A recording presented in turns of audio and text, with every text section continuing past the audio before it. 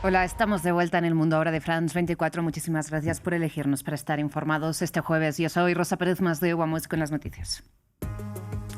En Cuba, el presidente Miguel Díaz-Canel anunció que su país tiene un plan para defenderse ante las crecientes amenazas de Estados Unidos, pero que está abierto al diálogo con la Casa Blanca si es en posición de igualdad y de respeto a la soberanía.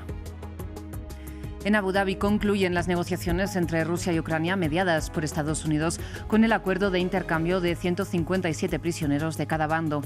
Las partes acordaron nuevos diálogos próximamente mientras sigue encallada la disputa territorial. En Reino Unido, Keir Starmer contra las cuerdas por las nuevas apariciones del ex embajador británico en Estados Unidos en los documentos de Epstein. El primer ministro defiende que, si bien conocía la relación entre el diplomático y el pederasta, no era consciente de la magnitud de la situación.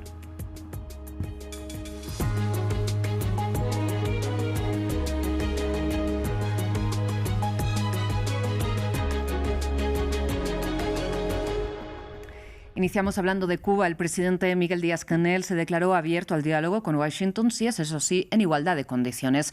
Sin embargo, el mandatario cubano aseguró que su gobierno tiene un plan de defensa ante las crecientes amenazas de la administración de Donald Trump, que en los últimos días, recordemos, prometió que la isla estaba textualmente a punto de caer tras anunciar aranceles a los países que envíen petróleo a La Habana. El presidente cubano confirmó que la isla no recibe combustible desde el pasado mes de diciembre. Acabamos de tener un encuentro en el Consejo de Ministros también para actualizar un plan. En particular, lo que estuvimos viendo en el Consejo de Ministros fue las directivas de gobierno para enfrentar un desabastecimiento agudo de combustible. Cuba está dispuesta a un diálogo con los Estados Unidos, a un diálogo sobre cualquiera de los temas que se quiera debatir o dialogar. ¿Con qué condiciones? Sin presiones, bajo presiones no se puede dialogar, sin precondicionamiento. De Cuba vamos a Abu Dhabi, que fue escenario de una nueva ronda de diálogos trilaterales entre Estados Unidos, Rusia y Ucrania, que concluyó con un nuevo intercambio de prisioneros de guerra, 157 rusos y 157 ucranianos. De momento, la liberación de cautivos ha sido, recordemos, el único punto de acuerdo en las repetidas reuniones para poner fin a una guerra que dura ya casi 4 años. Sin embargo, Volodymyr Zelensky anunció nuevos diálogos próximamente, mientras no han trascendido avances sobre la disputa territorial. Intercambio de prisioneros mediado en Abu Dhabi. La segunda ronda de conversaciones trilaterales entre Rusia, Ucrania y Estados Unidos concluyó en la capital emiratí, con 314 prisioneros de guerra liberados, 157 de cada bando, y con una visión conjunta entre las partes. Las negociaciones son productivas y pronto se reanudarán. No obstante, la cautela protagoniza cualquier conclusión. Un cierto indicador puede ser el hecho de que los instigadores de la guerra en Europa, desde Gran Bretaña, intentan obstaculizar constantemente este proceso, intentan constantemente interferir en él, y cuantas más tentativas de este tipo hay, más vemos definitivamente que hay progreso, que las cosas avanzan en una dirección buena y positiva. Sin duda no es fácil, pero Ucrania ha sido y seguirá siendo lo más constructiva posible. Debemos poner fin a esta guerra con garantías de seguridad reales y fiables para Ucrania. Esta es una garantía para toda la región y, lo más importante, Rusia no debe recibir ninguna recompensa por su agresión. En terreno, el primer ministro polaco, Donald Tusk, visitó Kiev el jueves y honró la memoria de los soldados ucranianos caídos. Y desde allí, Volodymyr Zelensky también dijo que esperaban resultados más rápidos. Es importante que el proceso esté en marcha. Queremos resultados más rápidos. Si hay una próxima reunión, eso significa que existe la posibilidad de continuar el diálogo, lo que esperamos profundamente, y que ello conduzca al fin de la guerra.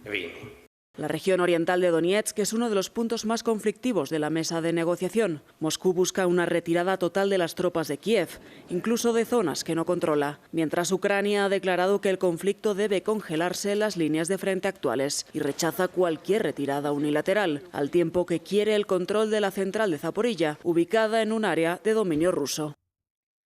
Por otro lado, también en Abu Dhabi, Rusia y Estados Unidos, en este caso, anunciaron que van a retomar el diálogo militar al más alto nivel, que fue interrumpido ante la invasión rusa de Ucrania.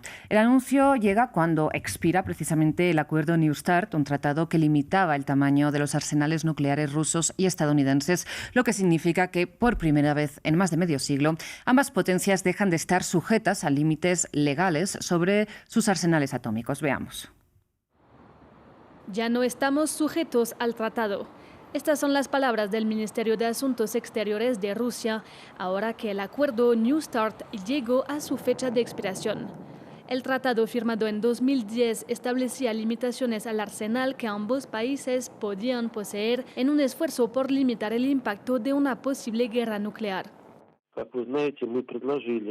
Como saben, el 22 de septiembre propusimos a los estadounidenses ampliar el plazo por un año. Sin embargo, no se ha recibido ninguna respuesta oficial por parte de los estadounidenses. Vladimir Putin subrayó que en esta situación actuaremos con cautela y responsabilidad, basándonos en un análisis exhaustivo de la situación general de seguridad, y seguimos abiertos a las negociaciones para garantizar la estabilidad estratégica. En ese momento, el presidente estadounidense Donald Trump dijo que le parecía una buena idea, pero no se llevaron a cabo negociaciones. El miércoles, el secretario de Estado estadounidense Marco Rubio no tenía ninguna novedad que comunicar sobre la situación. El acuerdo New START fue firmado por los expresidentes Barack Obama y Dmitry Medvedev en 2010. Limitaba el número de ojivas nucleares a 1.550 en no más de 700 misiles y aviones bombarderos.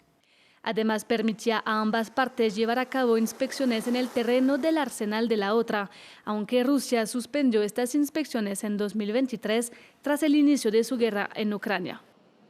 Los acuerdos entre ambos países comenzaron con las conversaciones sobre limitación de armas estratégicas en 1972, lo que significa que esta es la primera vez en más de medio siglo que no existen límites activos para los arsenales atómicos más grandes del planeta, lo que ha suscitado preocupaciones sobre una nueva carrera armamentística.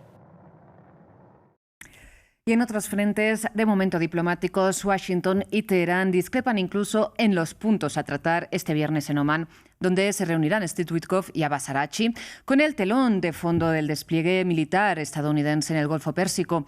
En las últimas horas, el secretario de Estado Marco Rubio ha insistido en que los diálogos deben versar no solo sobre la limitación del programa nuclear iraní, sino también del arsenal balístico de la República Islámica. Veamos. Irán y Estados Unidos se preparan para negociar en Omán.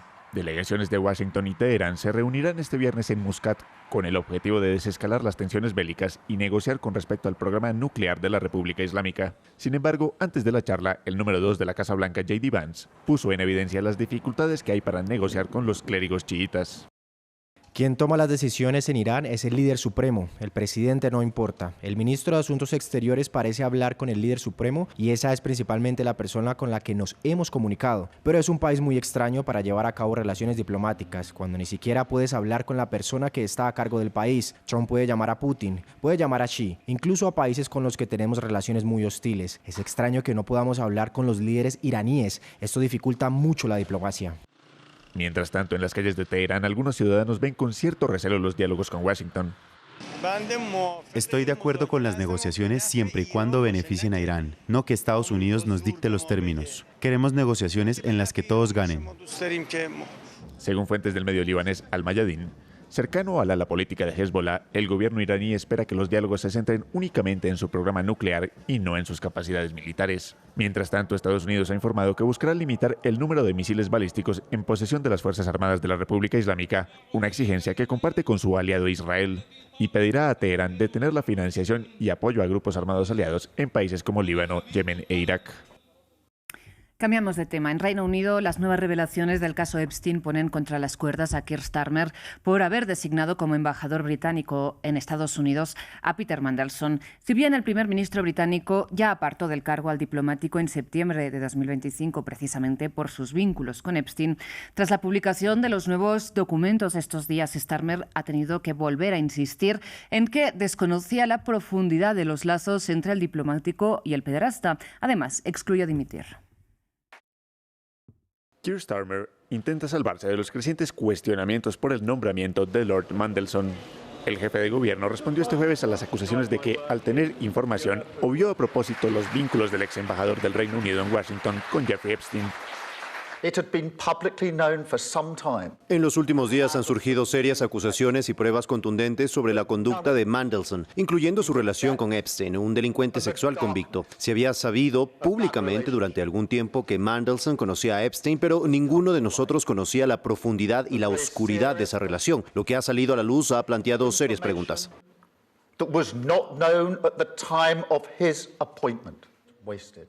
Además, Starmer utilizó su discurso para disculparse con las víctimas de Epstein, pero a pesar de su tono conciliador, el Partido Conservador asegura que no es suficiente y pide una moción de censura. Ahora depende de los diputados laboristas hacer lo correcto. Sé que muchos de ellos están horrorizados por lo que ha sucedido. Ahora podrían esperar que el primer ministro asuma la responsabilidad, pero sabemos que no lo hará. Así que les hago una oferta. Si quieren el cambio que saben que el país necesita, vengan y hablen con mis jefes de grupo y hablemos seriamente sobre una moción de censura.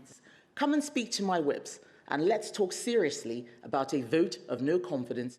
El último lote de archivos liberados por el Departamento de Justicia y varias investigaciones periodísticas muestran cuán cerca estaba el veterano legislador británico Peter Mandelson de Jeffrey Epstein, por lo que la lupa está ahora en qué información tenía Keir Starmer a la hora de nombrar a Mandelson en Washington.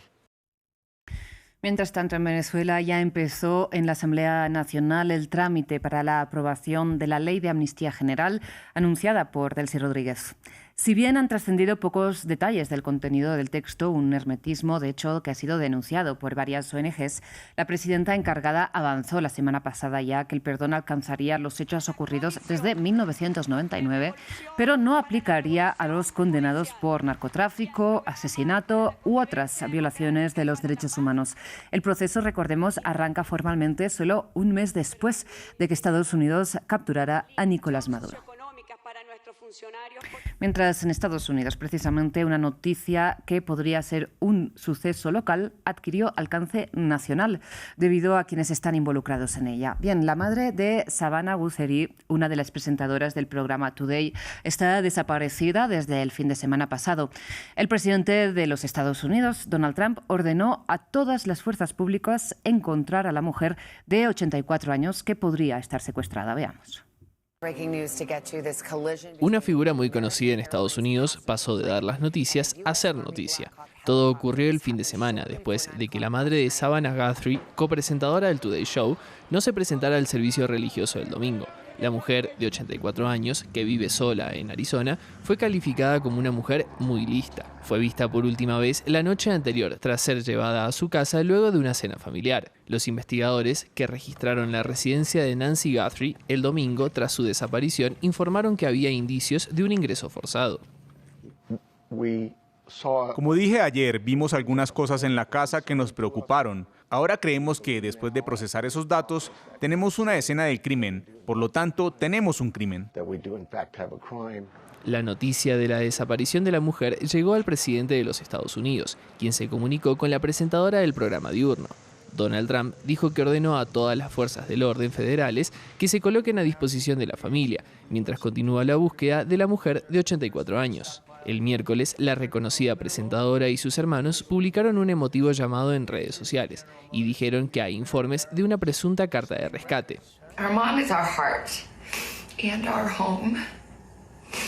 Nuestra madre es nuestro corazón y nuestro hogar. Tiene 84 años. Su salud, su corazón es frágil.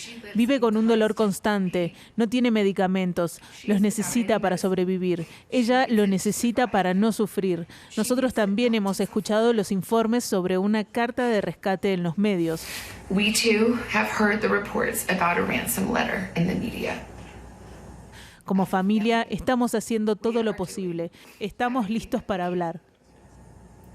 We are ready to talk. El miércoles se celebró una vigilia en una iglesia de Tucson, con cientos de residentes locales reunidos para orar por el regreso sano y salvo de Nancy Guthrie. Bien, y cerramos también en Estados Unidos, donde el próximo domingo no solo los seguidores del fútbol americano tendrán una nueva edición del Super Bowl, también los amantes de los perros podrán seguir la versión canina de este evento. En total, 150 perros de 72 refugios de Estados Unidos y de las Islas Vírgenes Británicas competirán en la edición número 22 del Puppy Bowl. Durante 3 horas, los equipos participantes buscarán quedarse con el primer lugar. Este evento también tendrá show de medio tiempo. 15 perros veteranos harán un partido de exhibición especial. El Puppy Bowl, además, busca impulsar la adopción de mascotas y se transmitirá por varias cadenas de televisión como Animal Planet y HBO Max. Hasta aquí las noticias, enseguida regresamos.